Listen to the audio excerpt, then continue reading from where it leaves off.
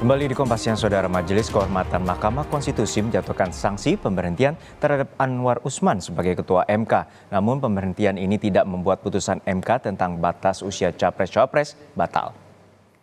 Panggil pertama kali belum masuk tadi. Putusan yang dibacakan Ketua Majelis Kehormatan Mahkamah Konstitusi (MKMK) Jimli Asidiki terkait laporan dari Denny Indrayana dan pelapor lainnya soal putusan Mahkamah Konstitusi terkait batas usia Capres-Cawapres. Dalam putusan ini, Anwar Usman terbukti melakukan pelanggaran etik berat dan melanggar Sabta Karsa Kehakiman. Dan peraturan Mahkamah Konstitusi nomor 1 tahun 2023 tentang Majelis Kehormatan Mahkamah Konstitusi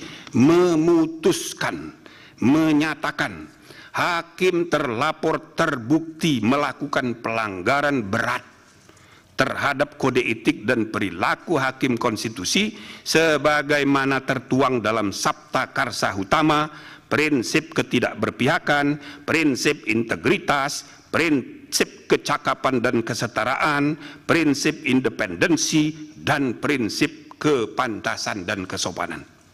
2. Menjatuhkan sanksi pemberhentian dari jabatan Ketua Mahkamah Konstitusi kepada hakim terlapor. Sementara itu, anggota Majelis Kehormatan Mahkamah Konstitusi Bintan R. Saragih menyampaikan pendapat berbeda atau dissenting opinion terhadap sanksi yang diberikan kepada Ketua MK Anwar Usman. Ia menganggap Anwar sudah seharusnya mendapat sanksi berupa pemberhentian tidak dengan hormat karena telah dinyatakan melakukan pelanggaran berat. Sanksi terhadap pelanggaran berat hanya pemberhentian tidak dengan hormat dan tidak ada sanksi lain sebagaimana diatur dalam pasal 41 huruf C dan pasal 47 Peraturan Mahkamah Konstitusi nomor 1 tahun 2003 tentang Majelis Kehormatan Mahkamah Konstitusi. Dan perilaku hakim konstitusi saya memberikan putusan sesuai aturan yang berlaku. Dan tingkat pelanggaran kode etik yang terjadi dan terbukti yaitu sanksi bagi hakim terlapor berupa pemberhentian tidak dengan hormat sebagai hakim konstitusi, sebagai hakim. Menanggapi putusan ini, tim kampanye nasional Prabowo Gibran menyampaikan hasil putusan Majelis Kehormatan MK tidak berdampak apapun pada keputusan Mahkamah Konstitusi nomor 90 terkait batas usia bagi Capres dan Cawapres pada pemilu 2024. Putusan Majelis Kehormatan MK tidak mempunyai dampak apapun terhadap keputusan Mahkamah Konstitusi nomor 90 yang berkenaan dengan batas usia dan persyaratan calon wakil presiden. Oleh karena itu, pasangan Prabowo Subianto Gibran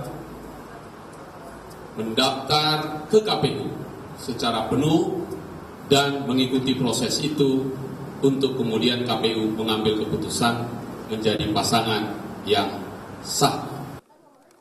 Tim pemenangan nasional Ganjar Mahfud menghormati putusan MKMK yang menghentikan Anwar Usman dari jabatan Ketua Mahkamah Konstitusi karena dinilai melakukan pelanggaran berat. Meski menghormati hasil putusan, namun TPN Ganjar Mahfud juga berharap Anwar Usman tak hanya diberhentikan sebagai Ketua MK, tapi juga dihentikan sebagai Hakim MK. Namun, TPN juga bersyukur Anwar Usman tidak diperkenankan untuk mengikuti sidang sengketa pemilu. Memulihkan kembali martabat MK sebagai penjaga konstitusi. Kami sebetulnya berharap agar MK memutuskan Ketua MK Anwar Usman bukan hanya diberhentikan sebagai Ketua MK, tetapi diberhentikan juga sebagai Hakim MK. Namun, kami bersyukur bahwa Bapak Anwar Usman dalam kedudukannya sebagai Hakim MK tak diperbolehkan memeriksa perkara pemilu, pilpres dan pilkada di mana di dalamnya ada potensi konflik kepentingan. Sebelumnya, bakal Capres Anies Baswedan percaya dengan objektivitas putusan Majelis Kehormatan Mahkamah Konstitusi. Anies menceritakan pengalamannya saat menjadi Ketua Komite Etik KPK tahun 2013 lalu. Berdasarkan pengalamannya, Anies mengingatkan MK-MK sebagai penjaga etik hakim MK juga harus menjaga etika dalam putusannya. Saya pernah menjadi Ketua Komite Etik KPK. Dari pengalaman itu, saya melihat bekerja di dalam soal etika ini itu harus menjaga etika juga.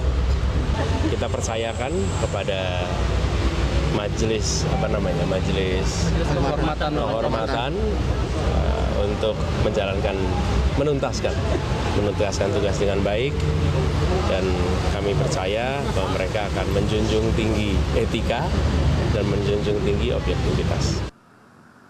Majelis Kehormatan Mahkamah Konstitusi juga telah membacakan putusan bahwa tidak berhak menilai putusan MK terkait batas usia Capres-Cawapres.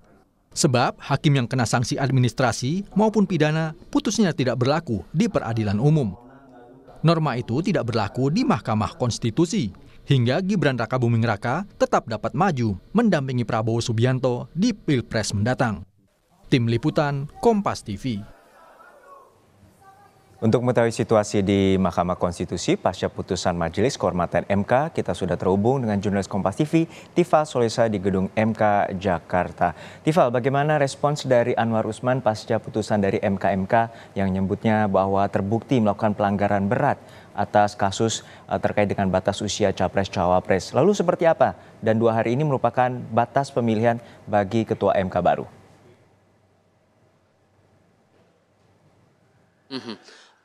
Tidak banyak komentar sebetulnya yang disampaikan mantan Ketua Mahkamah Konstitusi Anwar Usman yang saya temui jelang pukul 10 pagi tadi setibanya di Kompleks Mahkamah Konstitusi Jakarta. Tadi ia hanya menyampaikan bahwa tidak banyak hal sebetulnya yang ia respon saat saya tanyakan tadi apa respon dia secara pribadi setelah diberhentikan dari statusnya sebagai Ketua Mahkamah Konstitusi. Dia hanya menyebut bahwa jabatan itu hanya milik Tuhan. Tidak ada jabaran lebih lanjut soal aspek-aspek lain begitu sehubungan dengan putusan yang sudah dibacakan oleh Majelis Kehormatan Mahkamah Konstitusi kemarin dalam rentang sore hingga malam hari.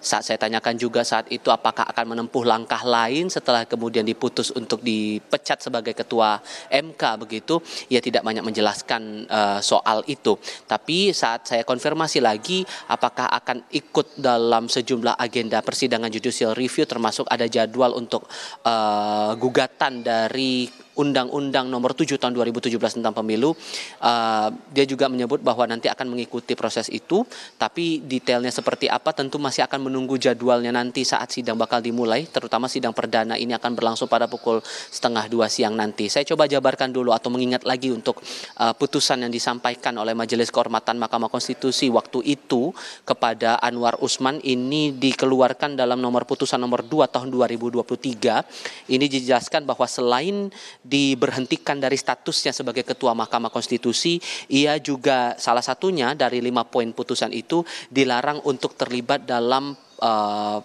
proses pengambilan keputusan untuk sengketa pemilihan umum dan pemilihan kepala daerah selama status aktifnya sebagai hakim konstitusi ini berlaku begitu. Nah, ini juga akan berpengaruh juga pada komposisi hakim konstitusi yang nantinya akan terlibat dalam sengketa ataupun juga mengurusi langsung sengketa pemilu serentak, baik itu pemilihan legislatif, pemilihan presiden serta pemilihan kepala daerah di tahun 2024 mendatang. Nah, selain dari Hakim Konstitusi Anwar Usman, saya tadi pagi juga sempat mencoba untuk meminta keterangan atau respons dari Hakim Konstitusi lain sehubungan dengan jatuhnya sanksi teguran lisan yang diberikan Majelis Kehormatan MK kepada seluruh Hakim Konstitusi. Salah satunya kepada Hakim Konstitusi Manahan Sitompul. Saat saya tanyakan apa responsnya setelah dijatuhi teguran lisan oleh MK karena dianggap membocorkan informasi yang seharusnya rahasia terkait dengan rapat permusyawaratan hakim atas gugatan judicial review syarat Capres-Cawapres, ia hanya mengacungkan jempol dan tidak memberikan keterangan apapun kepada saya waktu itu kira-kira pukul 9:30 pagi waktu Indonesia bagian Barat. Nah, sebagai pengingat juga selain terhadap Anwar Usman, Majelis Kehormatan MK juga melayangkan putusan dengan nomor putusan nomor 5 tahun 2023 kepada 9 anggota hakim konstitusi, disebutkan bahwa para hakim terlapor secara bersama-sama terbukti melakukan pelanggaran kode etik dan perilaku hakim konstitusi, terutama dalam hal ini prinsip kepantasan dan kesopanan sesuai dengan Sabta Karsa Hutama. Pengingat saja bahwa Sabta Karsa Hutama ini adalah bagian pondasi atau bagian dasar dari pelaksanaan kode etik hakim konstitusi yang sudah termuat dalam sejumlah peraturan, terutama dalam hal ini peraturan Mahkamah Konstitusi, dengan mengedepankan beberapa prinsip seperti prinsip independensi, ketak berpihakan, integritas, kepantasan dan kesopanan, kesetaraan, serta kecakapan dan kesaksamaan. Nah, yang akan menarik untuk dicermati nanti adalah setelah status Anwar Usman ini sudah dicopot dari jabatannya sebagai Ketua MK, bagaimana proses untuk sidang-sidang yang lain, judicial review yang lain, terutama untuk agenda sidang pada hari ini. Nah, dijadwalkan, tadi sempat saya singgung di awal Juno, namun untuk detailnya, nanti pada pukul 1:30 siang waktu Indonesia bagian Barat akan ada gugatan kembali terhadap Undang-Undang Nomor 7 tahun 2017 tentang pemilihan umum pada poin yang pada pertengahan Oktober lalu sempat dikabulkan sebagian permohonannya oleh Hakim Konstitusi, terutama dalam hal ini pada pasal 169 huruf Q yang berhubungan langsung dengan syarat usia untuk mendaftar sebagai calon presiden dan calon wakil presiden untuk agenda pemilihan presiden. Ini dimohonkan, permohonan gugatan ini dilayangkan oleh Brahma Aryana, didampingi oleh kuasa hukum pemohon, yakni Victor Santoso Tandiasa dan Harseto Setiadi Rajah. Nanti akan berlangsung di ruang sidang pleno Mahkamah Konstitusi Republik Indonesia dan akan berlangsung nanti 1:30 siang waktu Indonesia bagian Barat sebagai agenda pertama. Nah, nanti apakah kemudian akan ada keterlibatan dari Anwar Usman dalam sidang ini?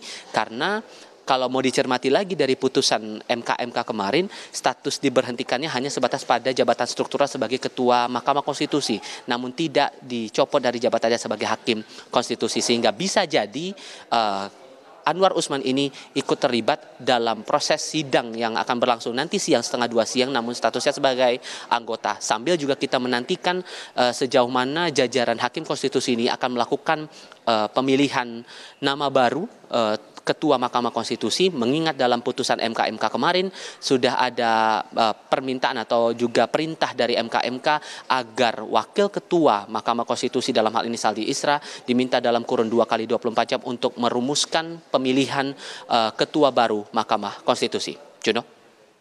Ya, Tifal, kemarin MK menyatakan tidak akan masuk dalam perkara putusan 90 dan merupakan karena mereka adalah mengadakan putusan etik terhadap Ketua MK dan juga sejumlah hakim konstitusi. Lalu bagaimana dengan perkara putusan terkait yang telah ditetapkan oleh Ketua MK Anwar Usman terkait dengan batas usia Capres-Cawapres, dan bagaimana dampaknya putusan itu terhadap Gibran Rakabuming Raka? Sejauh ini yang saya pahami dari Majelis Kehormatan Mahkamah Konstitusi sudah menegaskan bahwa sebetulnya putusan etik yang sudah dikeluarkan kemarin oleh MK terhadap seluruh hakim konstitusi, termasuk salah satunya terhadap Anwar Usman, begitu tidak akan serta-merta langsung mengubah status hukum atau kedudukan hukum atas hasil judicial review nomor 90 tahun 2023 tentang syarat pendaftaran Capres dan Cawapres. Sehingga ini bisa dikatakan bahwa nama Gibran Rakabuming Raka yang kondisinya sekarang belum genap berusia 40 tahun namun masih berstatus sebagai kepala daerah, ini masih bisa melaju di pemilihan presiden tahun 2024 mendatang. Tapi ada catatan dari Jimde Asyidiki selaku Ketua MK kemarin setelah melakukan rangkaian sidang dalam keterangan pers di hadapan wartawan pada malam harinya, begitu disampaikan apabila kemudian ada gugatan kembali terhadap Undang-Undang Nomor 7 Tahun 2017 tentang pemilihan umum itu, maka akan berlaku di periode pemilu berikutnya, yakni spesifiknya pada periode pemilu tahun 2029. Nah, yang juga akan menarik dicermati adalah saat ada muncul gugatan kembali terhadap undang-undang yang sama, namun terhadap pemohon yang berbeda yang bakal berlangsung pukul 1:30 siang nanti. Apakah nanti akan ada hal-hal baru yang bakal coba diajukan oleh para pemohon, atau dalam hal ini dari pemohon bersama dengan kuasa hukumnya, atau justru akan menegaskan kembali posisi yang kurang lebih sama dengan gugatan yang sempat dilayangkan pada beberapa bulan yang lalu, yang kemudian putusannya keluar pada pertengahan Oktober 2023 yang lalu. Kita ingat juga waktu itu pada pertengahan Oktober tidak hanya memberikan klausul baru, namun juga ini akan putusan itu juga secara langsung maupun tidak langsung akan berlaku pada pemilihan presiden 2024. Ini bakal menarik untuk dicermati dan bakal kita simak nanti pada pukul 1:30 siang saat sidang perdana untuk permohonan gugatan judicial review Undang-Undang Pemilu ini kembali diajukan untuk pemohon yang berbeda. Juno. Terima kasih atas laporan lengkap Anda, jurnalis Kompas TV Tifal Solesa dari Gedung MK Jakarta.